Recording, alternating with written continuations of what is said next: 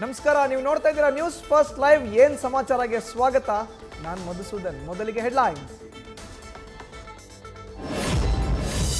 ಪರಪ್ಪನ ಅಗ್ರಹಾರ ಜೈಲಿನಲ್ಲಿ 4ನೇ ರಾತ್ರಿ ಕಳೆದ ದರ್ಶನ್.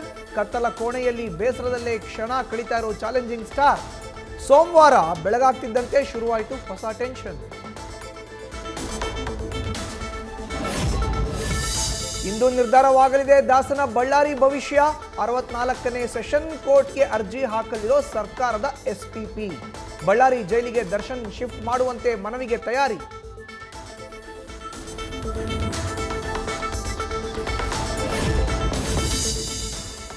ದರ್ಶನ್ ಮತ್ತೆ ಜೈಲಿಗೆ ಹೋಗಿರೋದಕ್ಕೆ ನಟಿ ರಮ್ಯಾ ಬೇಸರ.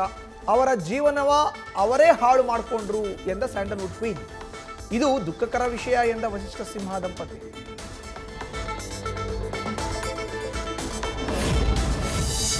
ಧರ್ಮಸ್ಥಳದಲ್ಲಿ ಇದುವರೆಗೆ ಎಸ್ಐಟಿ ತನಿಖೆ ಏನಾಗಿದೆ? ಪರಮೇಶ್ವರ್ಗೆ ಇಂದು ಗುಂಡಿಗಳ ಮಧ್ಯೆ ವರದಿ ಸಲ್ಲಿಕೆ. ಗೃಹ ಸಚಿವರ ಮುಂದೆ ಇನ್ವೆಸ್ಟಿಗೇಷನ್ ರಿಪೋರ್ಟ್ ಬಿಚ್ಚಿಡೋ ಮೊಹಂತಿ.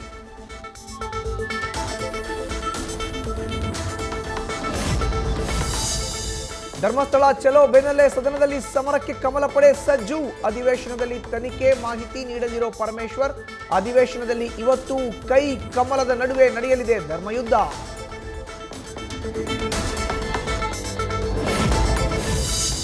ಧರ್ಮಸ್ಥಳದ ವಿರುದ್ಧ ಷಡ್ಯಂತ್ರ ನಡೀತಿದೆ ಅಂತ ಆರೋಪ. ಹುಬ್ಬಳ್ಳಿಯಲ್ಲಿ ವಿವಿಧ ಸಂಘಟನೆಗಳಿಂದ ಪ್ರತಿಭಟನಾ ಮೆರವಣಿಗೆ. ದೂರುದಾರನ ವಿರುದ್ಧವೂ ಧಿಕ್ಕಾರ ಕೂಗಿ ಆಕ್ರೋಶ.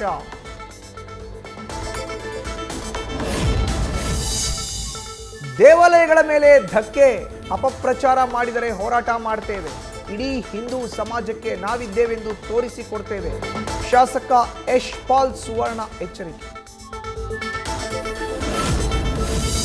ರಾಜ್ಯಾದ್ಯಂತ ಮಳೆಯ ಭರ ಜೋರು. ಹಲವು ಜಿಲ್ಲೆಗಳಲ್ಲಿ ಶಾಲಾ ಕಾಲೇಜುಗಳಿಗೆ ರಜೆ ಘೋಷಣೆ. ದಕ್ಷಿಣ ಕನ್ನಡ, ಶಿವಮೊಗ್ಗ, ಕೊಡಗು ಜಿಲ್ಲೆಗಳಲ್ಲಿ ಹಾಲಿಡೇ ಅನೌನ್ಸ್.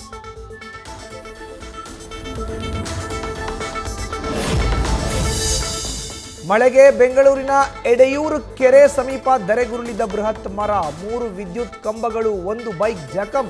ಬಸ್ ನಿಲ್ದಾಣದಲ್ಲಿ ಯಾರೂ ಇರದ ಕಾರಣ ತಪ್ಪಿದ ಅನಾಹುತ.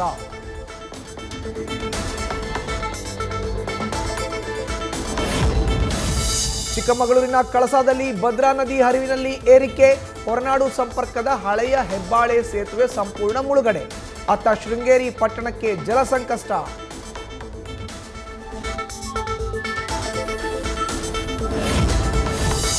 ಶಿವಮೊಗ್ಗ ಜಿಲ್ಲೆಯಲ್ಲೂ ಮಳೆಯ ಆರ್ಭಟ ಜೋರು. ತೀರ್ಥಹಳ್ಳಿ ಪಟ್ಟಣದ ಪ್ರಸಿದ್ಧ ರಾಮ ಮಂಟಪ ಮುಳುಗಡೆ.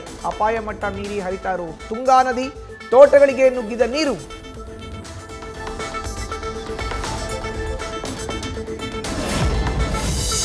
ತುಂಗಭದ್ರಾ ಜಲಾಶಯದಲ್ಲಿ ನೀರಿನ ಪ್ರಮಾಣ ಹೆಚ್ಚಳ. ಭಾರೀ ಪ್ರಮಾಣದಲ್ಲಿ ನೀರು ಹೊರಬಿಡುವ ಸಾಧ್ಯತೆ. ನದಿ ಪಾತ್ರದಲ್ಲಿ ಜನ ಜಾನುವಾರುಗಳು ಹೋಗದಂತೆ ಕೊಪ್ಪಳ ಜಿಲ್ಲಾಡಳಿತ ಸೂಚನೆ.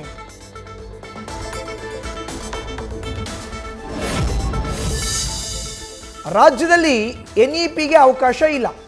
ಎಸ್ಇಪಿಯನ್ನ ಶೀಘ್ರದಲ್ಲೇ ಅನುಷ್ಠಾನಕ್ಕೆ ತರ್ತೇವೆ ಎಂದ ಶಿಕ್ಷಣ ಸಚಿವ ಮಧು ಬಂಗಾರಪ್ಪ.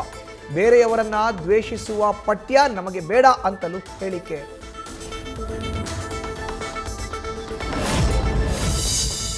ಮುನಿಸು ದೂರ ದೂರ.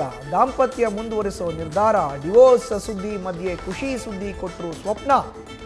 ದಾಂಪತ್ಯ ಜೀವನ ಮತ್ತೆ ನಿರ್ಮಿಸಲು ಹಾರೈಸಿ ಎಂದ ಅಜಯ್ ರಾವ್ ಪತ್ನಿ ಪೋಸ್ಟ್.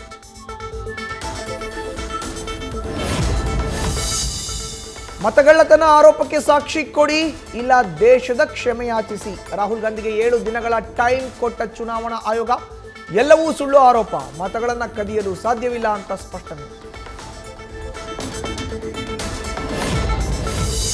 ಚುನಾವಣಾ ಆಯೋಗದ ಎಚ್ಚರಿಕೆ ನಡುವೆ ಮತದಾನ ಅಧಿಕಾರದ ಯಾತ್ರೆಗೆ ಬಿಹಾರದಲ್ಲಿ ಚಾಲನೆ.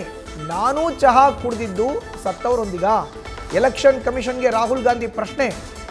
ಬಿಹಾರ ಮತದಾರರ ಹಕ್ಕನ್ನು ಕಸಿದುಕೊಳ್ಳಲು ಬಿಡುವುದಿಲ್ಲ ಎಂದು ಸವಾಲ್.